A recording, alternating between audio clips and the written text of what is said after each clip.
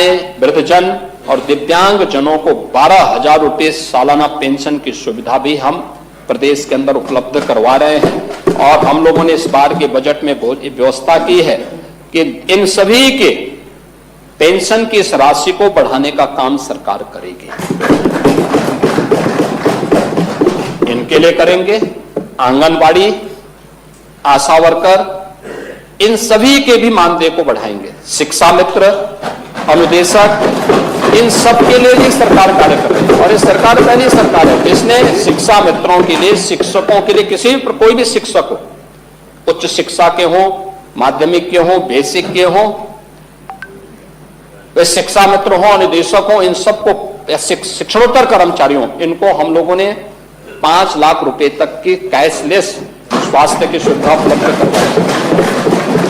ये सभी को उपलब्ध करवा चुके हैं, 1 अप्रैल से लागू भी हो जाएगा। लेकिन आखिर पिछली सरकारें कर क्या रही थी? यहां 60 लाख से अधिक आवास ग्रामीण और शहरी क्षेत्र में उपलब्ध करवाए गए, पिक एंड चूज नहीं हुआ। एक लंबे समय से जिस चीज का इंतजार एक बड़े वर्ग को था, आखिर आज सीएम योगी आदित्यनाथ ने उसे तोहफे के रूप में दे दिया। जी हां, हम बात कर रहे हैं शिक्षा मित्रों, अनुदेशकों, आशा बहुओं की। के लिए आज का दिन काफी अहम रहा। जब सीएम योगी आदित्यनाथ सदन में बोलने आए तो सबने ये उम्मीद लगाई थी कि आज मुख्यमंत्री योगी आदित्यनाथ जरूर इनके लिए कुछ बड़ा बोलेंगे। अटल टीवी को सूत्रों के अनुसार ये खबर भी मिली थी कि मुख्यमंत्री योगी आदित्यनाथ आज विधान परिषद में जब बोलेंगे तो जाहिर सी बात है शिक्षा मित्रों, अनुदेशकों, आशा बहुओं के लिए कोई बड़ा पिटारा खुल सकता है। बजट के दिन सबको काफी उम्मीद थी, लेकिन ऐसा कुछ नहीं हुआ। लेकिन आज सीएम योगी आदित्यनाथ ने सारे सवालों को दरकिनार करते हुए जवाब दे दिया, और जवाब भी ऐसा कि उत्तर प्रदेश का एक बड़ा वर्ग जो शिक्षा, स्वास्थ्य से जुड़ा हुआ है, अब उनके घरों में खुशहाली दौड़ गई है।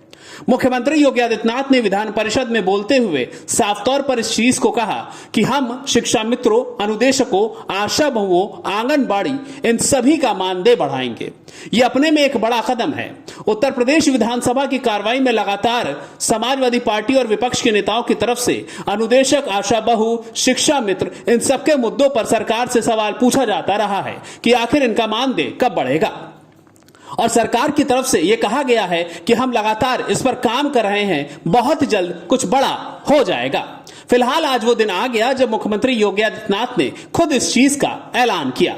इस बात को बोलते हुए सीएम योगी आदित्यनाथ ने साफ तौर पर कहा कि यह बड़ा वर्ग उत्तर प्रदेश के विकास की रफ्तार को और तेजी से बढ़ा रहा है। हम इनके मानदेय को बढ़ाने के लिए सोच रहे थे और आज हम इनके मानदेय को बढ़ाने का ऐलान भी करते हैं। आने वाले दिनों में बहुत जल्द इनके बढ़े हुए मानदेय के साथ इन्हें उस विकास के पथ से जोड़ दिया जाएगा जिसके लिए इन्हें जाना और समझा जाता है। फिलहाल आज उत्तर प्रदेश के विधान परिषद में मुख्यमंत्री योगी आदित्यनाथ ने जैसे ही इस बात का ऐलान किया कि शिक्षा मित्र, अनुदेशक, आशा बहु, आंगनबाड़ी, इन सभी का मानदेय बढ़ेगा, सभी के मन में खुशी की लहर दौड़ गई।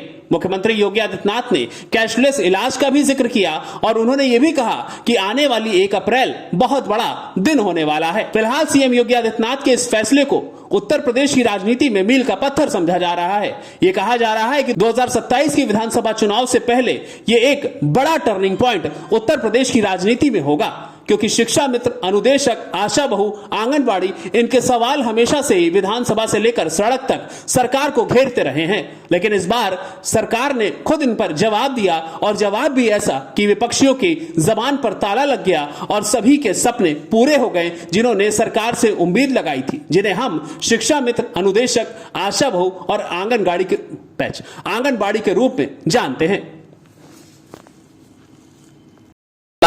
वृद्धजन और दिव्यांग जनों को 12,000 रुपये सालाना पेंशन की सुविधा भी हम प्रदेश के अंदर उपलब्ध करवा रहे हैं। और हम लोगों ने इस बार के बजट में व्यवस्था की है कि इन सभी के पेंशन की इस राशि को बढ़ाने का काम सरकार करेगी।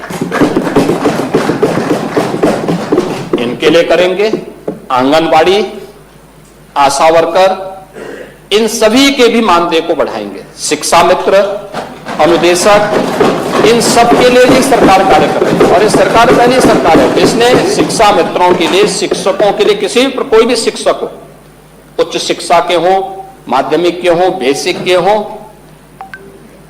वे शिक्षा मित्र हों, निदेशक हों, इन सबको शिक्षणोत्तर कर्मचारियों, इनको हम लोगों ने 5 लाख रुपए तक की कैशलेस स्वास्थ्य की सुविधा उपलब्ध करवाई।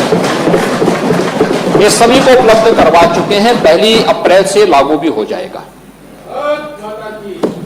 लेकिन आखिर पिछली सरकारें कर क्या रही थी?